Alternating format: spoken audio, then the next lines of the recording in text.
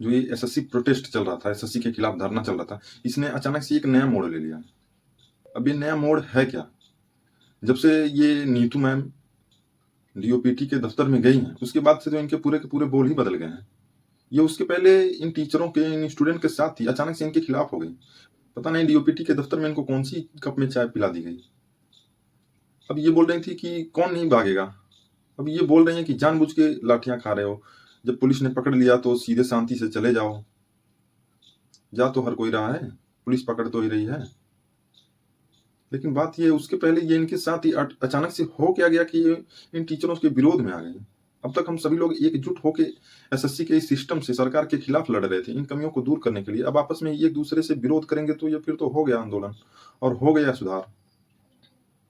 अब इनका मानना है कि ये टीचर्स दिखावा कर रहे हैं, इनको फ्रंट पे आना है, इनको अपना नाम सबसे आगे चाहिए उस लिस्ट में, किसी और को ये नहीं देख सकते हैं।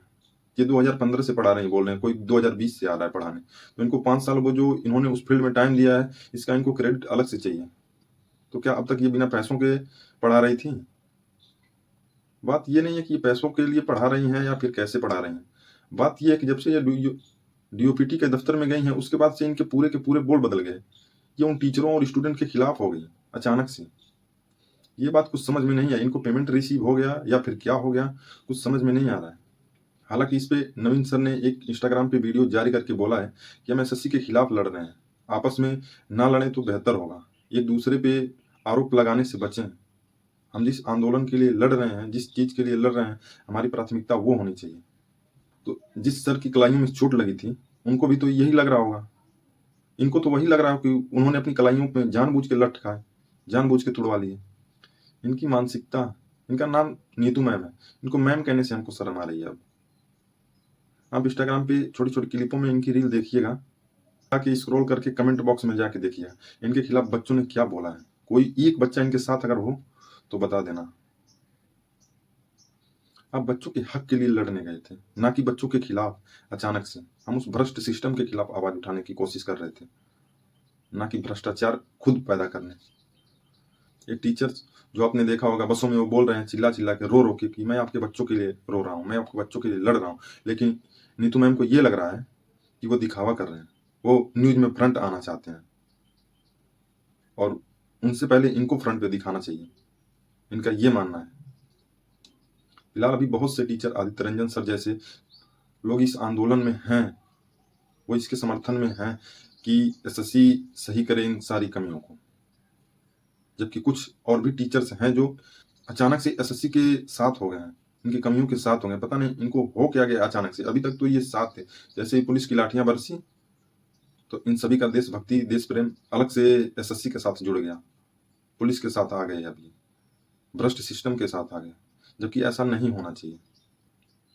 इतना ही फेमस होना है, इतना ही बच्चों की सांत्वना चाहिए, तो उस लायक काम करो। नवीन सर जो RWA से जुड़े हैं, उनको ऐसा कोई बच्चा नहीं होगा जो नहीं मानता होगा, और वो हर बच्चे को पता है कि वो कभी भी गलत नहीं हो सकते और ना ही गलत बोल सकते हैं। वो हमेशा गलत के खिलाफ ही रहे हैं। जबकि नीतू मैम जैसे घटिया लोग टीचर्स को भी बदनाम कर रहे हैं। आपको इतना ही पुलिस से डर था, इतना ही लाठियों से डर था, तो कोई जोर जबरदस्ती तो था नहीं। आप वहां पे गई ही क्यों? ना जाती उस आंदोलन में। कई ऐसे टीचर हैं, दूर से ही सही पर समर्थन तो कर रहे हैं। आप वहां पे जाके उनके खिलाफ हो जाएं, ये तो सही नहीं है। हालांकि डीओपीटी में जब से ये लोग गए हैं, कुछ आश्वासन मिला है उनके द्वारा कि जो भी कमियां हैं इनको सही कर लिया जाएगा, लेकिन फिर भी कोई ऑफिशियल नहीं हुआ है। और जब तक ऑफिशियल ना हो, इन नेताओं और इन कर्मचारियों पर विश्वास नहीं किया जा सकता, जब तक कोई लिखित बयान न आ जाए। ये बोल रहे हैं कि आपको एग्जाम से मतलब है, ना कि हम कैसे करा रहे हैं इससे मतलब है, सही से एग्जाम हो जाए। हाँ, वही चाहिए कि सही से हो जाए, लेकिन नहीं हो पा रहा है, तभी तो खिलाफ गए हैं। बच्चों को एग्जाम से ही मतलब है, लेकिन सही ढंग से, सुचारू रूप से। हालांकि चाहे कितना भी कोई भी सरकार हो, कोई भी सिस्टम हो, 2-1% तो कमियां हमेशा लगी रहेंगी। 40%, 50% कमियां हो जाएंगी। किसी का सर्वर नहीं काम कर रहा, एग्जाम सही से नहीं हो रहा, सेंटर 1500 किलोमीटर दूर जा रहा है, बहुत सारी कमियां हैं। और इस बीच अभी भी एसएससी का एग्जाम चल ही रहा है, अभी स्टेनोग्राफर का एग्जाम हुआ है, अभी वही खामियां और वही गड़बड़ियां सामने आ रही हैं। तो जब तक आप अपना सिस्टम सही ना कर लें, तब तक एग्जाम क्यों करा रहे हो? मत कराओ। तब तक पोस्टपोन करके रखो। अभी स्टेनोग्राफर में बहुत सारे बच्चों ने वही शिकायतें की, वही कंप्लेन है, सेम प्रॉब्लम, फिर क्या मतलब है इसका? और हम उन टीचरों से भी कहना चाहेंगे, अचानक से क्या हो गया कि आप टीचरों के ही खिलाफ हो गए, आपस में विवादित हो गया? क्या कोई पेमेंट रिसीव हो गया है या फिर क्या हो गया? आप बताना चाहेंगे? और हम अभी भी उन टीचरों और स्टूडेंट के साथ हैं जो इस एसएससी के खिलाफ हैं, जो हमेशा सही का साथ दे रहे हैं। आदित्य रंजन सर, जिनको लाठियां भी बरसी, कई ऐसे टीचर जिनके हाथ टूट गए, फिर भी वो इस लड़ाई में साथ हैं। और जिन्हें पुलिस केवल पकड़ के सीधे बसों में भर ली, उतने से ही वो डर गए और तुरंत इन टीचरों के ही खिलाफ हो गए। कम से कम आप इस लड़ाई में साथ ना हो तो खिलाफ भी ना हो, हमारा ये मानना है। नहीं तो हम इस भ्रष्ट सिस्टम को हमेशा से ढोते रहेंगे और इनकी कोई भी कमियों को दूर नहीं कर पाएंगे। और ये आप भी जानते हैं, लेकिन फिर भी हमें तो ये समझ में नहीं आया कि अचानक से हुआ क्या। कोई आप वीडियो ही बनाइए, खोल के बताइए, कोई रिकॉर्डिंग हो सामने लाइए, डीओपीटी में आखिर हुआ क्या। चलिए, हमारा तो यही मानना है कि ऐसा नहीं होना चाहिए। अब आपका क्या मानना है कमेंट बॉक्स में बताइएगा। मिलते हैं आपसे नेक्स्ट वीडियो में।